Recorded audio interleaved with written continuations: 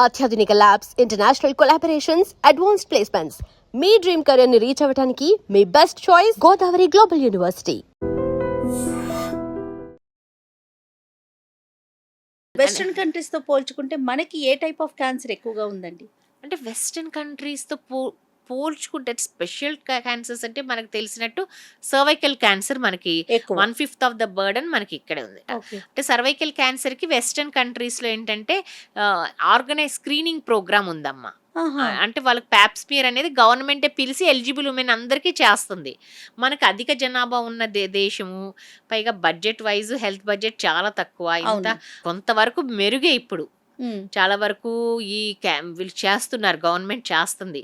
స్క్రీన్‌లో కొంచెం ఎన్‌సీడీస్‌లో కాన్సంట్రేట్ చేస్తుంది, నాన్ కమ్యూనికబుల్ డిసీజెస్‌లో.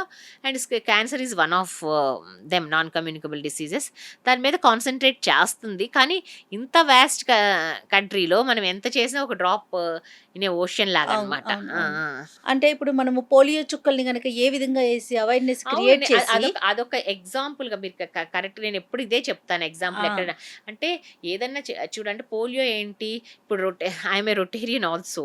నాకు తెలుసు పోలియో ఇంపార్టెన్స్. ఏదన్నా మనం చెయ్యాలి, ఇది దృఢ సంకల్పంతో చెయ్యాలి అంటే, ఆ సంపూర్ణంగా మార్పు కోరుకుంటే తీసుకురావాలి అంటే అందరూ భాగస్వాములు అవ్వాలమ్మా కరెక్ట్. దీంట్లో. అంటే ఎస్పెషల్లీ గవర్నమెంట్‌కే మనం ఎంత స్వచ్ఛంద సంస్థ, ఎంత ప్రైవేట్ ఆర్గనైజేషన్ చేసినా గానీ గవర్నమెంట్‌కే ఆ లాస్ట్ హౌస్ రీచ్ అయ్యే కెపాసిటీ గవర్నమెంట్‌కే కరెక్ట్. ఉంటుంది. సో, కరెక్ట్ డాక్టర్ ఇప్పుడు గారు. పోలియో అనేది చాలా best example. Rotary international, WHO, government of India yes. కలిసి ఒకప్పుడు దీన్ని అసలు మనం యజ్ఞంలాగా అరగట్టగలమా? పోలియో అనేది మనం ఈ భూమి నుంచి తరిమి కొట్టగలమా? పారదోలగలమా అనే స్టేజ్‌లో ఉంది. ఇప్పుడు దిస్ నియర్ టు స్లోగన్ ఇదే, this near to eradication yes. Polio అనేది. అసలు మన దేశంలో ఏదో కొన్ని దేశాల్లో ఎప్పుడన్నా 1, 2 కేసెస్ అట్లా వస్తున్నాయి. ఆ! Almost we are near to eradication polio. అవును. అలా యుద్ధ ప్రతిపాదిక మీద గవర్నమెంటు, స్వచ్ఛంద సంస్థలు అన్నీ కలిసి పనిచేస్తే చాలా వరకు మార్పు మనం తేగలం. అంటే ముందుగానే పసిగట్టగలుగుతాము. దాన్ని అరికట్టడానికి కూడా అవకాశాలుంటాయి. అవును. ఎందుకంటే చాలా గ్రౌండ్ లెవెల్ నుంచి చాలా మంది పనిచేస్తారు కాబట్టి ఆ! ఎగ్జిక్యూషన్‌లో. ఓకే. సో, అది లాస్ట్ మనం ఏంటంటే ఇక్కడ కాదు, ఇయన్నీ last house in the country వరకు రీచ్ అవ్వాలి. రీచ్ అవ్వాలి. అవును. రీచ్ అవ్వాలంటే గవర్నమెంట్‌కి ఈ కెపాసిటీ ఉంటది. అండ్ గవర్నమెంట్ అన్నీ చేయలేదు కాబట్టి స్వచ్ఛంద సంస్థలు దాంట్లో భాగం అవ్వాలి. కరెక్ట్‌గా. తర్వాత ఇప్పుడు ఈ సర్వైకల్ క్యాన్సర్‌కి సంబంధించి వచ్చిన వ్యాక్సినేషన్‌కి సంబంధించి చాలా అనుమానాలు. పిల్లలకి ఏ వయసు నుంచి ఇప్పించాలి? ఎలా చేయాలి? 40+ అయితే ఎట్లా? టీనేజ్‌లో అయితే ఎట్లా? ఇలాంటి క్వెషన్స్‌కి మీరు ఏం చెప్తారు? సర్వైకల్ క్యాన్సర్ వ్యాక్సినేషన్ అనేది ఎప్పుడు నాకు ఉన్న ఇదమ్మా. చాలా వరకు చాలా రిప్రజెంటేషన్స్, చాలా అసోసియేషన్స్ నుంచి గవర్నమెంట్‌కి రిప్రజెంటేషన్ జరిగింది. చాలా స్వచ్ఛంద సంస్థలు కూడా కొంచెం పార్ట్ తీసుకొని కొన్ని పాకెట్స్‌లో వేస్తాం అలా చేశారనమాట HPV vaccine. But HPV vaccine ఏంటంటే ఒకప్పుడు 2007, 8 ఆ ప్రాంతంలో డబ్ల్యూహెచ్ఓ ఆ టైమే వచ్చింది. 7 హెచ్‌పివి వ్యాక్సిన్ వచ్చింది అప్పుడే. సో, ఆ టైం ఏంటంటే డబ్ల్యూహెచ్ఓ డెవలపింగ్ కంట్రీస్ ఆఫ్రికాను, ఇండియాను తీసుకుంది అప్పుడు. కొన్ని పైలట్ స్టడీస్ లాగా చేస్తానికి. అప్పుడు దాంట్లో ఇండియాలో గుజరాత్ అండ్ కంబైన్డ్ ఆంధ్రప్రదేశ్ తీసుకుందమ్మా. కంబైన్డ్ ఆంధ్రప్రదేశ్‌లో ఖమ్మం అండ్ కడప, కర్నూలు లేదా దట్ సమ్ డిస్ట్రిక్ట్ తీసుకుంది. సో, ఖమ్మం డిస్ట్రిక్ట్‌లో భద్రాచలం ప్రాంతంలో వేశారు ఈ వ్యాక్సిన్. వేసినప్పుడు అది వ్యాక్సిన్ వల్ల ఏం కాలేదు. ఇట్స్ అబ్సల్యూట్‌లీ సేఫ్ వ్యాక్సిన్ అమ్మా. ఇప్పుడు కొన్ని 5 మిలియన్స్‌కి ఎక్కువ ఇచ్చారు. కానీ అక్కడ ఆ ట్రైబల్ ఏరియాలో పిల్లలు అంటే వేరు వేరు కారణాల వలన, ఒకళ్ళు ఏదో సూసైడ్, ఒకళ్ళేమో ఏదో ఇన్ఫెక్షస్ సమ్ డిసీజ్ వలన అట్లా ఇదవుతం జరిగిందనమాట. చనిపోవటం. అది దే అట్రిబ్యూటెడ్ అంటే అప్పుడు టు వ్యాక్సిన్. ఆ! అందుకని అప్పుడు ఆ ప్రాజెక్ట్ వద్ద విత్‌హోల్డ్ ఇదనమాట. తర్వాత ఇది జరుగుతూ ఉంది. But it is absolutely a safe vaccine. ఎవ్వరు భయపడక్కర్లేదు. ఇప్పటికి 5 మిలియన్‌కి ఎక్కువ టీనేజర్స్‌లో ఇచ్చారు ఈ ఏ వ్యాక్సిన్. ఏజ్ నుంచి స్టార్ట్ చేయాలమ్మా టీనేజ్‌లకి? Actually it is a sexually transmitted virus అండి. అంటే sexually transmitted virus HPV. So,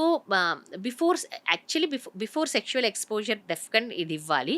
but ఏంటంటే 9 to 26 ఇయర్స్ అని అమెరికాలో వాళ్ళు డిస్క్రైబ్ చేస్తా జరిగింది. ఎందుకంటే అంటే ఆ కల్చర్ వేరు, మన కల్చర్ వేరు కల్చర్ వేరు. కదమ్మా. బట్ ఏంటంటే కొంచెం యంగర్ ద ఏజ్ ఇస్తే ఇమ్యూనోజెనిసిటీ ఎక్కువ ఉండటం వలన రైట్. ఎక్కువ యాంటీబాడీస్ ప్రొడ్యూస్ అవుతాయి అని. యంగ్ ఏజ్ లో ఇస్తే ఒక డోస్ కూడా సరిపోతుంది. మన కల్చర్ కి మీరు ఏ ఏజ్ సజెస్ట్ చేస్తారు? అంటే ఏ ఏజ్ అంటే ఇప్పుడు ఈ కాన్సెప్ట్ యంగ్ ఏజ్ లో ఇస్తే ఎక్కువ ఇమ్యూనోజెనిసిటీ ఉంటుంది, ఎక్కువ యాంటీబాడీస్ ప్రొడ్యూస్ చేస్తే యంగర్ లో ఇస్తేనే బెటర్. ఇప్పుడు గవర్నమెంట్ యాక్చువల్లీ గౌరవ ప్రధానమంత్రి గారిని చాలా కృతజ్ఞతలు చెప్పాలి. ఎందుకంటే అవునవును. ఈ vaccine national roll out programme లాగా చేశారు. ఇట్ హ్యాస్ ఈ ఇయర్ నుంచి every eligible girl in the country around 14 years okay, school or college going girl will receive this vaccine free of cost. Super. And ఇప్పుడు వరకైతే Gardasil ఇస్తున్నారు, ఎందుకంటే దానికి prove అయింది ఒక డోస్ ఇచ్చినా చాలు అని. ఇప్పుడు మన ఇండిజినస్ వ్యాక్సిన్ కూడా ప్రొడ్యూస్ అయింది సీరం ఇన్స్టిట్యూట్ నుంచి. వాళ్ళ వ్యాక్సిన్ కూడా మన ఇండియన్ ఇండిజినస్ కాబట్టి ఇక రాను ఆ వ్యాక్సిన్ కూడా రోల్ అవుట్ ప్రోగ్రామ్ లోకి వస్తుంది. సో 9 And- నుంచి వేసుకోవటం కూడా బెటర్ అంటారు మన పిల్లలకైతే. అంటే ఒకటి ఇచ్చినా చాలు, అంటే ఇమ్యూనోజెనిసిటీ ఎంగేజ్ ఉంటుంది కాబట్టి ఎక్కువ యాంటీబాడీస్ ప్రొడ్యూస్ అవుతాయి అనే కాన్సెప్ట్ కూడా ఉంది. అండ్ గ్రోత్ మీద ఇంపాక్ట్ చూపిస్తుంది. గ్రోత్ మీద ఎలాంటి ఇంపాక్ట్ ఉండదమ్మా. It is absolutely safe vaccine. ఎందుకంటే ఒక 5 million ఆల్రెడీ, ఇది ఇప్పుడు వచ్చిన వ్యాక్సిన్ కాదు, ఇది ఇప్పుడు కరోనా టైంలో ఎమర్జెన్సీగా ప్రొడ్యూస్ చేయాల్సి వచ్చింది కోవిడ్ వ్యాక్సిన్స్. అలా ఏమి అంత మనకి దాని గురించి ఏమీ తెలీదు, అట్లా కాదు. ఇది 15 years ఎక్కువైంది ఈ వ్యాక్సిన్. 15 మోర్ దెన్ 17 years వరకు అవుతుంది. ఆల్మోస్ట్ 20 years అవుతుంది, ఇయర్ టు 20 years ఈ వ్యాక్సిన్ ప్రొడ్యూస్ అయ్యి. సో ల్యాబ్ టెస్ట్లు అన్ని జరిగే ఇంత డేటా ఇప్పుడు వరకు తీసుకున్న వాళ్ళు కూడా 5 million ఎక్కువ తీసుకున్నారు. సో ఈ వీడియో చూస్తున్న మదర్స్ కి మీరు ఏం చెప్తారు? టీనేజ్ పిల్లలు ఉన్న మదర్స్ తప్పకుండా టీనేజ్ పిల్లలు ఉన్న మదర్స్ వాళ్ళ పిల్లలకి హెచ్పివి వ్యాక్సిన్ అనేది ఇప్పించాలి, ఫ్యూచర్ లో ఇబ్బంది లేకుండా. అవును. ఇప్పుడు ఇంకా మగ పిల్లలకు కూడా ఇవ్వాల్సి వస్తుందండి. ఇంకా ఫ్యూచర్ లో ఇస్తా. అంటే ఇప్పుడు వరకైతే అమ్మాయి సర్వైకల్ క్యాన్సర్ ఎక్కువ ర్యాంపెంట్ కాబట్టి ఇది ఇస్తున్నాం ఫస్ట్, అన్ని ఒక్కసారి కుదరదు కాబట్టి డెఫినెట్ గా ఫ్యూచర్ లో మగ పిల్లలకు కూడా వస్తుంది. మీ ఇంత ఎక్స్పీరియన్స్ లో ఫస్ట్ టైం ఒక పేషెంట్ ని చూసి తనకి అమ్మ మీకు క్యాన్సర్, ఎవరైనా మేల్ ఆర్ ఫీమేల్, ఆ పేషెంట్కి చెప్పినప్పుడు మీరు ఫేస్ చేసిన ఆ ఇన్సిడెంట్ ఏదన్నా ఉంటే ఒకటి షేర్ చేస్తారా? డెఫినెట్గా అండి, ఎవ్రీడే అలాంటి ఇన్సిడెంట్సే ఉంటాయి. ఎందుకంటే ఎవరికైనా పేషెంట్ అలా నడిచొస్తారు, ఒక్కొక్కసారి జస్ట్ ఏదో టెస్ట్ చేయించుకోవటానికి నార్మల్ ఎట్లా ఉన్నారో ఎట్లా వస్తారు. ఒకసారి చూస్తే కొంతమందికి స్టేజ్ 4 ఉంటుంది. అవును. దానికి అసలు అంటే as a doctors, as oncologist మాకే చాలా డిప్రెస్డ్గా ఉంటుంది. We should only have to come out of that and council the patient. So అవి చాలా పెయిన్ఫుల్ అండి. అలాంటి సిచ్యువేషన్ న్యూస్ వాళ్ళకి బ్రేక్ చేస్తాం అనేది, అందులో స్టేజ్ 4 అలాంటి న్యూస్ చెప్పడం అనేది చాలా పెయిన్ఫుల్. మనమే యాక్సెప్టెన్స్కి ఇంత బాగా వచ్చారు, స్టేజ్ 4 ఏంటి, వాట్ ఈజ్ లైఫ్, ఇదేంటి అని అనిపిస్తుంది. ఒక పేషెంట్ని చూడగానే అంటే టెస్టులు ఓకే, బట్ చూసిన వెంటనే ఇతనికి ఏదో సంథింగ్ ప్రాబ్లం ఉంది అనేది చెప్పగలుగుతారా? డెఫినెట్గా అండి. వాళ్ళకి ఇప్పుడు మన దగ్గరకు వచ్చినప్పుడు వాళ్ళ సిమ్టమ్స్ అందుకే నేను ఇందాక చెప్పాను కదా, clinical history and examination is very important అని. వాళ్ళు మనకి ఏదో ప్రాబ్లంకి వస్తారు, వాళ్ళు అనుకోరు. బట్ మనం వాళ్ళ సమస్యలు బట్టి వాళ్ళు ఏ ప్రాబ్లమ్స్ చెప్పారు బట్టి మనం ఇంకొన్ని క్వశ్చన్స్ అడుగుతాం ఏంటి అనేది. దాన్ని బట్టి మనకు డెఫినెట్గా వీళ్ళకి ఏదో సమ్ ప్రాబ్లం ఉంది అనేది తెలుస్తుంది మనకి. బట్ డయాగ్నోసిస్ అనేది ఇమేజింగ్, పెథాలజీ, బయాప్సీలోనే అవుతుంది. కానీ డెఫినెట్గా ఉంది అనేది మాత్రం మనం అంటే వాళ్ళ సిమ్టమ్స్ని బట్టి, క్లినికల్ ఎగ్జామినేషన్ బట్టి చాలా వరకు మనం ఒక కంక్లూషన్కి రాగలం. అంటే ఎలాంటి ఇబ్బందులు ఉంటే ఎక్కువగా మనకి క్యాన్సర్ రావడానికి అవకాశాలు ఉన్నాయి, హెల్త్ ఇష్యూస్ ఏ ఇష్యూస్ ఎక్కువగా ఉంటే వీళ్ళకి ఛాన్సెస్ ఉంది అని అంటే కనుక మీరు ఏం చెప్తారు డాక్టర్ గారు? ఇప్పుడు ఏంటంటే ఇన్ జనరల్ సిమ్టమ్స్ చెప్తానమ్మా. ఇప్పుడు బ్రెస్ట్ అనుకో, లేడీస్లో మహిళల్లో అత్యధిక శాతంలో వచ్చే క్యాన్సర్ రొమ్ము క్యాన్సర్, బ్రెస్ట్ క్యాన్సర్. ఇప్పుడు రొమ్ములో ఏదైనా గడ్డ తగిలినా కానీ, అంటే స్క్రీనింగ్ అనేది every women has to get it done. 40 దాటాక ఎవ్రీ ఉమెన్ స్క్రీనింగ్ చేయించుకోవాలి. బట్ చేయించుకోరు కదా చాలామంది.